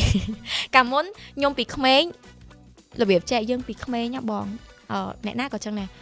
និយាយសិនហ្នឹងចាំឲ្យខ្ញុំគិតទៀតអត់ទេចាអញនិយាយសិនហ្នឹងហើយបានខុសតែតែខុសឥឡូវអត់ទេខ្ញុំកែប្រែខ្ញុំមុននឹងធ្វើមួយខ្ញុំគិតសិនបានខ្ញុំនិយាយហើយខ្ញុំព្យាយាមស្ដាប់គេឲ្យបានច្រើនខ្ញុំស្ដាប់គេហើយបានខ្ញុំយកមកគិតថាកំពុងតែស្ដាប់ខ្ញុំគិតថាគេនិយាយហ្នឹងត្រូវឬខុសបើចំណុចហ្នឹងគេនិយាយទៅប៉ះពាល់អារម្មណ៍ខ្ញុំអត់ទៅធ្វើអីគេហ្មងខ្ញុំមានអារម្មណ៍ថាចេះគាត់អាហ្នឹងជាការគិតរបស់គាត់ប្រហែលជាគាត់អត់តន់ស្គាល់យើងច្បាស់បានគាត់និយាយបែបហ្នឹងដាក់យើងខ្ញុំអត់ទៅលោឡាបើមុនណានិយាយប៉ះញាប់បានទេខ្ញុំឆេវទៅហ្មងអ្នកណាក៏ដោយចរិតខ្ញុំនិយាយទៅខ្ញុំអត់ស្លូតណាស់ដែរយើងឆេវឆាវជួយយើងនៅក្មេងហ៎បងដល់ពេលឥឡូវអត់ទេគេនិយាយប៉ះខ្ញុំសើចចាប៉ុន្តែក្នុងការសើចរបស់ខ្ញុំនេះខ្ញុំលេងតែភ្នែកទេមានន័យថាចេះខ្ញុំបញ្ជាក់ឲ្យគាត់ដឹងថាគាត់និយាយឡើងហ្នឹងគឺអត់ត្រូវចាអញ្ចឹងតែខ្ញុំសើចហើយខ្ញុំអត់តមួយគេខ្ញុំស្ងាត់មានន័យថាគាត់លែងហ៊ាននិយាយតទៀតទេចាហើយបើថាមនុស្សនឹងនិយាយតទៀតគាត់មុខក្រាបងនៅពេលដែលយើងខឹងអត់និយាយហ្នឹងអាហ្នឹងគួរឲ្យខ្លាចជាងនៅពេលដែលយើងនិយាយផុងផាំងទៀតណាចុះឥឡូវបើយើងអត់តគាត់រហងគាត់នៅនិយាយទេមានន័យថាគាត់អស់ចាមែនតើត្រឹមត្រូវបងខ្ញុំនិយាយចឹងហ្មងខ្ញុំឆ្លងកាត់ការតេស្តឌីលខ្ញុំច្រើនជាពិសេសការមើងងាយគ្រួសារខ្ញុំហ្មងមួយចំនួនតូចមើងងាយគ្រួសារខ្ញុំថាយើងនឹងមិនដែលស្គាល់មានបានក្រយើងអីចឹងធម្មតាបងជីវិតពីក្មេងមកមិនដែលថាល្អគ្រប់10ទេតែមានការមើងងាយដូច្នេះបាទខ្ញុំនិយាយថាខ្ញុំអត់ទៅតបតគេនឹងអ្វីទាំងអស់ខ្ញុំអត់ទៅធ្វើអីគេប៉ុន្តែខ្ញុំនឹងធ្វើឲ្យខ្លួនខ្ញុំរីកចម្រើនផ្លាស់ប្ដូរពីជីវិតពីមុននឹងឥឡូវខុសគ្នាមិនគឺអ្នកហ្នឹងគឺតាមដានខ្ញុំជានិច្ចហ្មងអញ្ចឹងខ្ញុំឲ្យគាត់មើលហ្មងអញ្ចឹងឥឡូវរងថ្ងៃហ្នឹងគឺខ្ញុំបានប៉ុណ្្នឹងហើយហើយខ្ញុំក៏អត់ទៅបោទោសគេដែររបៀបថាខ្ញុំអរគុណគេវិញដែលគេមើងងាយខ្ញុំហើយខ្ញុំមានការខំប្រឹងដល់ថ្ងៃហ្នឹងបើសិនជាអត់មានពាក្យការមើងងាយទាំងអស់ហ្នឹងទេខ្ញុំអត់បានដល់ថ្ងៃហ្នឹងទេអញ្ចឹងជារួមមកដែលខ្ញុំជោគជ័យដល់ថ្ងៃហ្នឹងខ្ញុំចាស់ទុំជាងដូចថាខ្ញុំចាស់ទុំជាងមុននិយាយថាចាស់ទុំជាងអាយុមកព្រោះខ្ញុំចេះគិតតាំងពីអាយុ17ឆ្នាំខ្ញុំចេះរលុយក្រោមហ្នឹងទៀតចាអញ្ចឹងនិយាយថាគឺដោយសារតែពាក្យមើងងាយឪពុកម្ដាយយើងហ្នឹងហើយពាក្យមើងងាយយើងហ្នឹងហើយបានធ្វើឲ្យខ្ញុំខឹងខ្ញុំក្តាប់ជាប់នៅកំហឹងហ្នឹងខ្ញុំយកមហិច្ឆតារបស់ខ្ញុំតទៅបានខ្ញុំធ្វើម៉េចខ្ញុំធ្វើឲ្យខ្លួនខ្ញុំសម័យតើអើយពេលរៀនចប់អញរកស៊ីអីគេធ្វើការងារអីរបៀបយើងក្មេងៗអូអញចប់ទី12ធ្វើការងារអីណោះអត់រកខ្លួនឯងអត់ឃើញដឹងនៅប្រឡោះណាមើលតែគេចេះតែថានាំមើងងាយយើងអញ្ចឹង ចេះច្រៀងប្រឡងច្រៀងបដ ாய் ចាំឲ្យចាំគិតទៀតធ្វើការបដាច្រៀងបដារលុយបានបដាចុះឡើងវឹកហាត់ខ្លួនឯងបានមកតំណទៅគេស្គាល់ចង់ខ្លាចជាអ្នកចម្រៀងល្បីមែនគេស្គាល់មែនទៅណាគេស្គាល់ទៅដល់ស្រុកក្រៅគេស្គាល់ខ្ញុំទៅសម្ដែងដល់អូស្ត្រាលីបារាំងអីគេស្គាល់ខ្ញុំគេបក់ដៃហៅខ្ញុំថាអូ idol មកអីចេះខ្ញុំមានអារម្មណ៍ខ្ញុំរំភើបអានេះជាអ្វីដែលខ្ញុំចង់បានហើយខ្ញុំអរគុណគេអញ្ចឹងជារួមមកខ្ញុំចង់និយាយថាខ្ញុំខំប្រឹងខ្លាំងហើយខ្ញុំជំនះការមើងងាយធ្វើឲ្យខ្ញុំចាស់ទុំច្រើនជាងមុនដោយសារពាក្យមើងងាយដោយសារតែគេហៅថាការបាត់បង់ដែរបានធ្វើឲ្យខ្ញុំចាស់ទុំច្រើនជាងមុនចាដល់មានគ្រួសារមានកូនទៀតកាន់តែទៅមុខទៀតដែរចាត្រឹមត្រូវផ្លាស់ប្ដូរផ្នត់កំណត់រហូតពេលដែលបងផ្ដល់កំណើតឲ្យអូនរហូតមកដល់បងសម្រាហើយបងបន្តមើលអូនតែខ្លួនឯងទៀតត្រូវទេបងចាមើលពីអ្នកបងប្រុសដែរត្រូវទេបងមើលខ្លួនឯងផ្ទាល់ចាចង់ដឹងថាតើការយកចិត្តទុកដាក់និងការជ្រុំជ្រែងពីស្វាមីសម្រាប់ភរិយាតើសំខាន់កម្រិតណាឲ្យបងទាំងកម្លាំងកាយនិងកម្លាំងចិត្តសម្រាប់ខ្ញុំហ្មងរឿងហ្នឹង 100% សំខាន់ខ្លាំងបងចាខ្លាំងដូចខ្ញុំអញ្ចឹងខ្ញុំមានការបាត់បង់អញ្ចឹងបើនិយាយចំទៅគ្រូសាខ្ញុំគឺគាត់របៀបដូចថាសម្ពាធខ្លាំងណាស់ព្រោះអីគាត់ត្រូវមកព្យាបាលផ្លូវចិត្តខ្ញុំហើយគាត់ត្រូវមកជួយជ្រោមជ្រែងលើកម្លាំងចិត្តខ្ញុំពេលខ្ញុំសម្រាលទៀតពិបាកបំផុតមនុស្សស្រីយើងគឺនៅពេលមានទងន់ជំងឺបាក់ទឹកចិត្តហ្នឹងតាយើងអត់ចេះលើកទឹកចិត្តឲ្យគ្រួសារជាពិសេសគ្រួសារយើងប្តីយើងអត់ចេះលើកទឹកចិត្តយើងទៀតមានជំងឺបាក់ទឹកចិត្តហ្នឹងធ្វើឲ្យប៉ះពាល់ដល់ទារកនៅក្នុងផ្ទៃខ្ញុំប៊ីសដែរប៉ុន្តែគ្រួសារខ្ញុំគាត់ចេះរំងាប់ខ្ញុំចេះយកខ្ញុំចេញដើរលេងចេញអីចឹងទៅហើយចែកនៅក្នុងបន្ទប់2នាក់ប៉ុន្តែយើងជជែកគ្នារឿងដែលយើងទៅមុខទៀតអត់ឲ្យខ្ញុំនៅម្នាក់ឯងហ្មងហើយខ្ញុំទទួលស្គាល់ដែរអ្នកខ្លះគាត់រវល់ការងារគាត់មិនបានមកជួយលើកទឹកចិត្តប្រពន្ធគាត់ដែរប៉ុន្តែហ្នឹងធ្វើមិនយើងតើតែយើងខ្លួនឯងជាស្ត្រីយើងត្រូវចេះរកអីប្រឡប់ខ្លួនឯងចាហើយបើសួរថារឿងហ្នឹងមិនដែរព្រោះហ្នឹងត្រូវតែមានគ្រួសារជួយផ្ដល់ជាកម្លាំងចិត្តត្រូវការគ្រួសារពេលយើងបង្កើតកូនក៏ដូចគ្នាដែរពេលខ្ញុំកើតអូនពងក៏គ្រួសារខ្ញុំគាត់នៅក្បែរខ្ញុំដែរគាត់ដែរទៅណាចោលខ្ញុំទេពេលខ្ញុំទងន់គឺអត់មានពេលវេលាណាមួយខ្ញុំនៅម្នាក់ឯងហ្មងគ្រួសារខ្ញុំគឺនៅក្បែរខ្ញុំហ្មងរហូតមកដល់ស្មាននេះក៏គាត់នៅជួយរបៀបថាម្ដាយមួយជើងម្នាក់ដោយសារយើងមើលកូនផ្ទាល់ខ្លួនឯងចាហើយកូនយើងរាល់ថ្ងៃពិតជាមានសុខភាពល្អពិតមែនចាល្អសប្បាយចិត្តកូនសុខភាពល្អរឹងមាំចាហើយមានក្តីស្រឡាញ់ដល់បរិបូរទៀតចាព្រោះដោយសារបងពាក្យថាឆ្លងតលេមួយម៉ាត់គឺវាធំធេងហើយជាការលះបង់មួយសម្រាប់ស្ត្រីបងអញ្ចឹងខ្ញុំគិតថាបងបុរសដែលគាត់ជាស្វាមីក៏គួរតែយល់ពីទុក្ខធុរៈចាភរិយាហ្នឹងហើយផ្ដល់ក្តីស្រឡាញ់ឲ្យបានច្រើនផ្ដល់ភាពស្មោះត្រង់ក៏ដូចជាយកចិត្តទុកដាក់នៅពេលដែលគាត់សម្រាប់បត់អីចឹងណាបងចាបងអញ្ចឹងក្នុងនាមបងជាអ្នកម៉ាក់ថ្មីថ្មោងការជ្រើសរើសម្សៅទឹកដោះគោគឺសំខាន់ខ្លាំងមែនតើអញ្ចឹងសម្រាប់បងមុននឹងជ្រើសរើសម្សៅដោះគោឲ្យអូនតើបងនឹងគិតគូរទៅលើចំណុចណាខ្លះសម្រាប់ខ្ញុំគឺមុននឹងខ្ញុំជ្រើសរើសទឹកដោះគោគឺខ្ញុំតែងតែគិតគូរទៅលើផាសុខភាពរបស់កូនខ្ញុំមួយទៀតខ្ញុំជ្រើសរើសទៅលើ branding ដែលមានប្រភពច្បាស់លាស់មានអាហាររូបត្ថម្ភត្រឹមត្រូវការនាំចូលដល់ក្រុមហ៊ុនណាអញ្ចឹងទៅខ្ញុំហ្មងគឺខ្ញុំជ្រើសរើសនៅម្សៅទឹកដោះពពែដាណាឡាមែនតែនក៏យើងសតអត់ដែរទៅសម្រាប់អ្នកម្ដាយថ្មីថ្មោងដែរភាគច្រើនការបំបៅដោះកូនគឺពិតជាសំខាន់សម្រាប់ទារកដែលគាត់ទៅតែកើតតែអ្នកម្ដាយខ្លះក៏គាត់អត់មានពេលវេលាគាត់ឲ្យកូនមុំជាមួយនឹងទឹកដោះគោឬក៏ម្សៅទឹកដោះពពែអញ្ចឹងទៅបើអ្នកម្ដាយខ្លះទៀតគាត់មានបញ្ហាសុខភាពកូនអត់អាចបំបៅដោះបានទេអញ្ចឹងក៏គាត់ឲ្យកូនមុំជាមួយនឹងទឹកដោះគោឬក៏ទឹកដោះពពែចាម្សៅទឹកដោះពពែអញ្ចឹងទៅវាមានរឿងច្រើនដែលយើងតោះតែយើងជួបខ្លួនឯងបានយើងយល់សម្រាប់ខ្ញុំអាចលេងបានចាអញ្ចឹងខ្ញុំអាចជ្រើសរើសជាមួយនឹងទឹកដោះពពែម្សៅដាណាឡាចានិយាយទៅកូនខ្ញុំគាត់ធ្លាស់ល្អមុំទៅគឺមានអារម្មណ៍ថាគាត់មុំបានច្រើនហើយការសម្រួលអាហារក៏ដូចជាសម្រួលនៅបាត់ជើងអីក៏គាត់បានស្រួលដែរចាមុំត្រូវឃើញគាត់រឹងមាំខ្លាំងមែនតើចាព្រោះដោយសារថាម្សៅទឹកដោះគោនៅពេលដែលគាត់ជ្រើសរើសអត់បានត្រឹមត្រូវធ្វើឲ្យប៉ះពាល់ដល់សុខភាពរបស់អូនទៀតចាម្សៅទឹកដោះពពែដាណាឡាហ្នឹងនិយាយទៅកូនខ្ញុំជ្រើសរើសដំបូងមានន័យថាចេះយើងភ្លក់ដែរយើងមនុស្សចាស់ក៏យើងភ្លក់ដែរឆ្ងាញ់អត់ឈ្ងុយអត់ប៉ុន្តែពេលដែលយើងញ៉ាំទៅមានអារម្មណ៍ថាឈ្ងុយខុសប្លែកវាកន្លងមកតែភាគច្រើនទឹកដោះគោដល់ពេលយើងសាកម្សៅទឹកដោះពពែវាប្លែកម្យ៉ាងចាហើយឆ្ងាញ់តាហើយកូនខ្ញុំមានអារម្មណ៍ពេលដែលយើងដាក់ឲ្យគាត់បៅមុំអស់លឿនហ្មងចាដូចថា